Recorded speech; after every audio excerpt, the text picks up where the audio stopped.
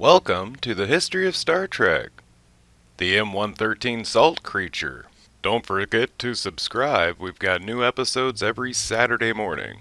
The M-113 Salt Creature was the sole surviving member of an otherwise extinct species. The creature was capable of extracting salt from humanoids, causing pain and even occasionally the death of the victim. It could also hypnotize humans without speaking.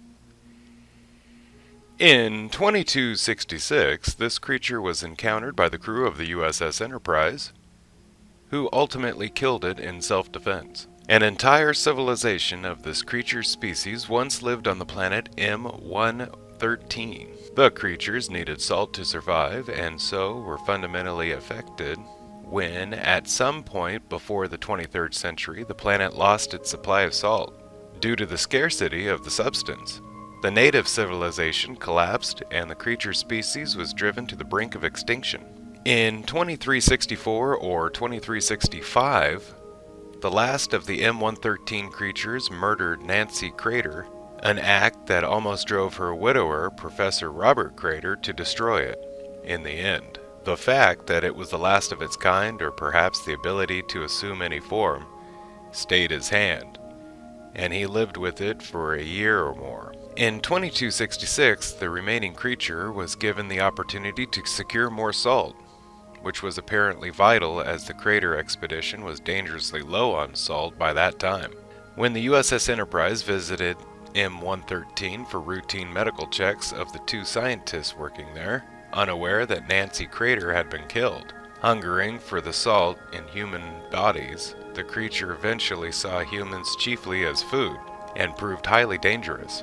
The creature's hunger drove it to murder crewmen Darnell, Sturgeon, and Green on the surface of M-113. As Nancy Crater, it blamed Darnell's death on the ingestion of a Borga plant.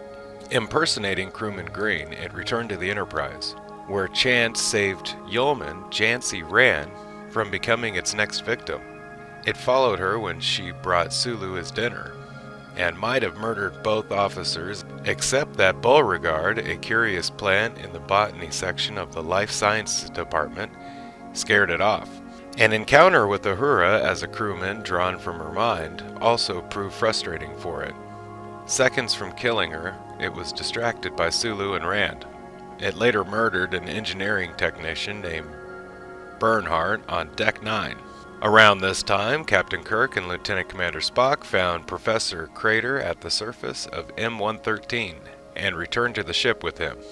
The creature, then impersonating Chief Medical Officer McCoy, sat in on a staff meeting at which Carter admitted he knew how to identify it. Before Carter could reveal or be made to reveal how this might be done, the creature murdered him, attempting to feed off of Spock, who survived presumably due to the differing composition of Vulcan blood salts, and fled to McCoy's quarters. Kirk followed it there, and attempted to lure it to him with salt. In a resulting scuffle, it overpowered Kirk and began to feed on him. It wasn't until the creature dropped its hyponic projection, and Kirk began to scream from the pain of the salt extraction, that McCoy shot and killed the creature. The surviving creature, as observed in 2266, stood a little over 1.5 meters tall. It had brownish skin with purple highlights, and yellowish eyes. The face had a series of sagging folds on it, together with a cast of its eyes. It had a mouth, which was kind of an inverted snout, within which were several extremely sharp teeth. The body was covered with a string-like whitish hair. This creature also wore a brown, net-like garment, and had the proportions of a typical humanoid with 2 arms and 2 legs, each hand having 3 thick fingers. Each of the 3 fingers had sucker-like feeding organs. The creature used these to extract salt from its prey, a process that was not only painful but also left reddish ring-like mottings on the victim's skin. The creature could also ingest pure salt through its mouth. While the creature could feed on humans, it either could not or did not wish to feed on Spock. He theorized that his copper-based blood salts were unappealing or not nourishing. M-113 creatures were very strong, stronger even than Vulcans. A single backhanded slap from one was sufficient to throw Spock across a room. By contrast, he hit the creature several times with double-handed punches, without any observable effect. M-113 creatures were also highly intelligent, capable of carrying on conversations with other intelligent beings. A form of telepathy enabled them to draw an image from the mind of someone near. This image was usually someone trustworthy or appealing. This, in turn, enabled the creature to approach its prey easily.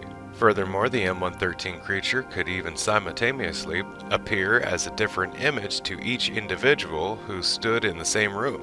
When a landing party from the Enterprise first encountered it, for instance, each member of the group saw a different woman, even though they were looking at it at the same time. At very close range, this creature could fascinate or mentally paralyze its prey, preventing the prey from escaping even if they saw the creature's actual form. The creature could feed equally well in its natural form or while projecting one of these images. Thank you for watching the history of the M-113 salt creature. Special thanks to Luke Jackson for suggesting it. Don't forget to like, share, and subscribe if you can. If you already have, then thank you, and have a nice day. Bye-bye.